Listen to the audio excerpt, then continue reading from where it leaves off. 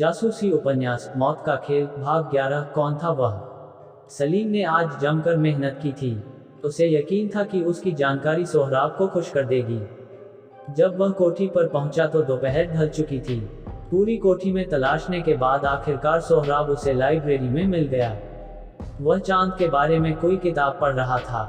सोहराब अभी भी किताबों पर ही भरोसा करता था। उसका मानना था कि नेट पर दी गई ज्यादातर जानकारी अधकचरी है। किताब अब भी रिसर्च के बाद और उस विषय के जानकार ही लिखते हैं। सोहराब ने साजन सलीम के खिले खिले चेहरे को देखकर पूछा, लगता है आज कमाल करके ही लौटे हो। यह तो आप बताइएगा कि कमाल किया है या वक्त खराब किया है। सलीम ने कहा, आओ बाहर बैठते हैं। कुमार सोहराब ने कहा। दोनों उठकर लॉन में आकर बैठ गए। सर्दियों में जाती शाम की धूप बड़ी भली लगती है। उस वक्त दिन हाथ से फिसलते हुए बखूबी महसूस होता है। सोहराब को यह काफी पसंद है। चलिए सब कुछ विस्तार से बता डालिए, सोहराब ने कहा। जवाब में सलीम ने आज दिन भर की सारी रुदात बयान कर दी। सोहराब उसकी बातें बड़े ध्यान से सुन रहा था। वह बीच बीच में कुछ सवाल भी करता जा रहा था। सारी बातें सुनने के बाद उसने कहा, बैंक डिटेल चेक की? नहीं, उसका मौका नहीं मिला, सलीम ने कहा और बैंक के प्रिंट मेज पर फैला दिए। सोहराब बड़े ध्यान से बैंक की डिटेल चेक कर रहा था। वह कई नामों के आगे निशान भी लगाता जा रहा था। जैसे जैसे वह पेज पलटता जा रहा था, सोहराब की आंखें फैलती जा रही थीं। वह आश्चर्य से भरा हुआ था। 10 पेजों में फैली डिटेल देखने के बाद सोहराब गंभीर चिंता में डूब गया। ऐसा क्या नतीजा निकला इन पेजों से कि आप इस कदर गंभीर हो गए? सलीम ने पूछा। शहजादे सलीम, आपने यकीनन कमाल कर दिया है। आपको बेहतरीन दावत मिलेगी। मैं खिचड़ी नहीं खाऊंगा, सलीम ने मुंह बनाते हुए कहा। उसकी इस बात पर सोहराब को हंसी आ गई। उसने हंसते हुए कहा, आज डिनर के लिए होटल सिनेरियो चलते हैं। मुझे जो हुक्म मिला वह मैंने कर दिया। अब आप दावत खिलाए या स्विट्जरलैंड घुमाए, इस वक्त मेरी दिलचस्पी यह जानने में है कि आखिर मामला क्या है, सलीम ने कहा। उसकी बात सुनकर सोहराब फिर से सोच में गुम हो गया। उसने सिगार केस से एक सिगार निकाली और उसे सुलगा लिया। कुछ देर की खामोशी के बाद उसने कहा, काफी गंभीर मामला है। एक कत्ल का मामला। इत्तेफाकन मैं भी वहां मौजूद था। किसका कत्ल? और वह कत्ल आपके सामने हुआ? सलीम ने ताज्जुब से पूछा। डॉक्टर वरुण वीरानी का, सोहराब ने कहा।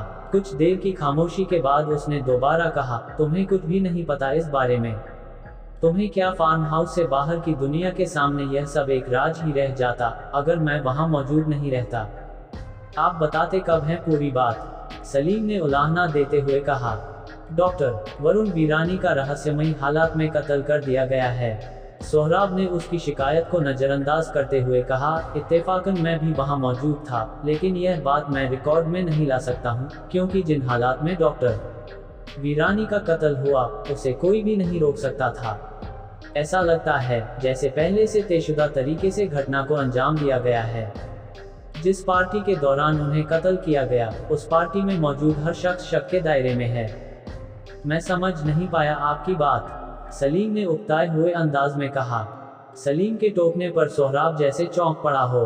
उसने बात को शुरू से बताना शुरू किया। सलीम साहब, राजेश शरबतिया मुल्क के बड़े कारोबारी हैं। उनकी गिनती देश के टॉप 10 अमीरों में होती है। उनके शरबतिया हाउस में होने वाली पार्टी में हर कोई शामिल होने को बेकरार रहता है। राजेश ने कई बार मुझे भी दावतनामा भिजवाया, लेकिन मैं हमेशा टालता रहा। इस बार 31st नाइट की पार्टी के लिए वह खुद ही दावतनाम लेकर पहुंच गए। इस वजह से मैं इनकार नहीं कर सका, लेकिन मैंने एक शर्त रखी कि वह वहां मेरा किसी से परिचय नहीं कराएंगे। वह इसके लिए तैयार हो गए।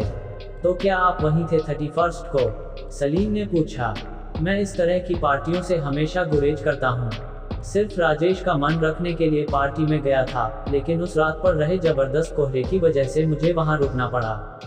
कुछ देर बाद वहां मौत का खेल खेलने का ऐलान हुआ। मौत का खेल? यह कैसा खेल है? मैंने ऐसे किसी खेल के बारे में पहले कभी नहीं सुना, सलीम ने चौंकते हुए कहा। सोहराब ने बात को टालते हुए कहा, यह चोर सिपाही जैसा एक खेल होता है। तो मैं यह बता रहा था कि तमाम लोग इस खेल में शामिल हो गए। मुझे ऐसे किसी खेल से दिलचस्पी नहीं थी, इसलिए मैं तबीयत खराब होने का बहाना बनाकर एक कमरे में आकर बैठ गया।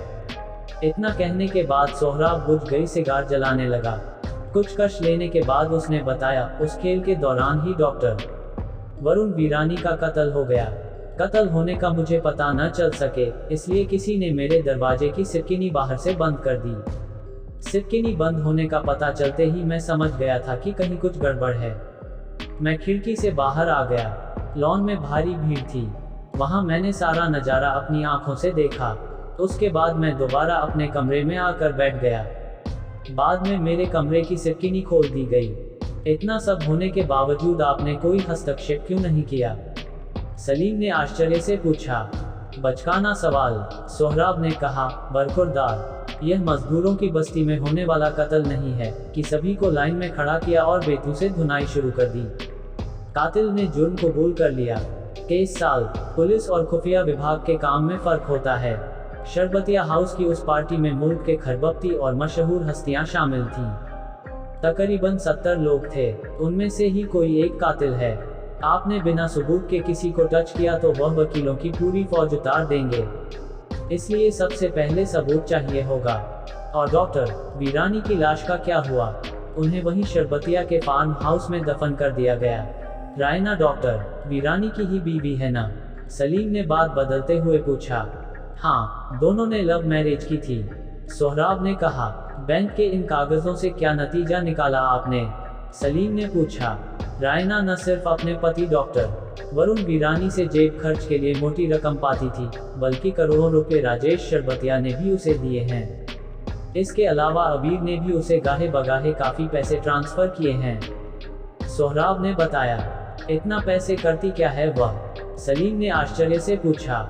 पैसे वाले लोगों की दुनिया में सिर्फ पैसे की कीमत होती है। प्यार बिकता है, यहाँ लगते जिगर बिकते हैं। सोहराब का लहजा तल्ख था।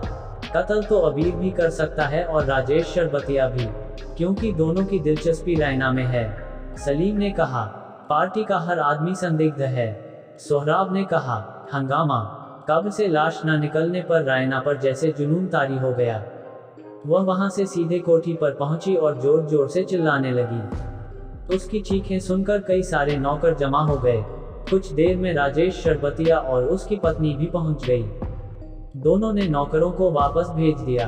उन्होंने बड़ी मुश्किल से रायना को शांत कराया।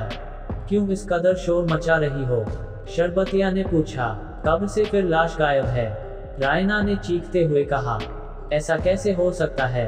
राजेश शरबतिया के मुंह से अनायास निकला। यह तुम अपने आप से पूछो, रायना ने कहा। तुम मुझ पर बेजा शक कर रही हो। मैं लाश का करूंगा क्या? और मैं तो खुद लाश को बाहर ले जाने की मुखालफत कर रहा हूँ, शरबतिया ने उसे समझाते हुए कहा।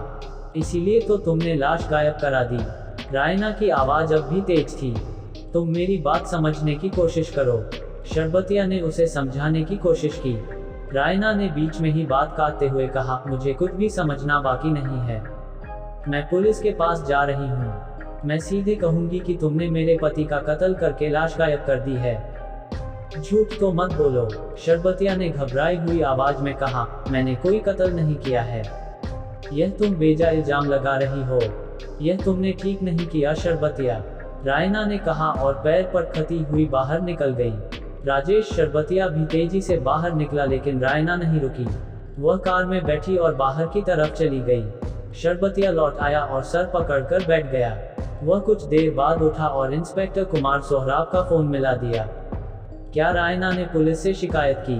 क्या पुलिस डॉक्टर वीरानी की लाश तलाश सकी? इन सवालों के जवाब जानने के लिए सुनिए जासूसी उपन्यास मौत का खेल का अगला भाग।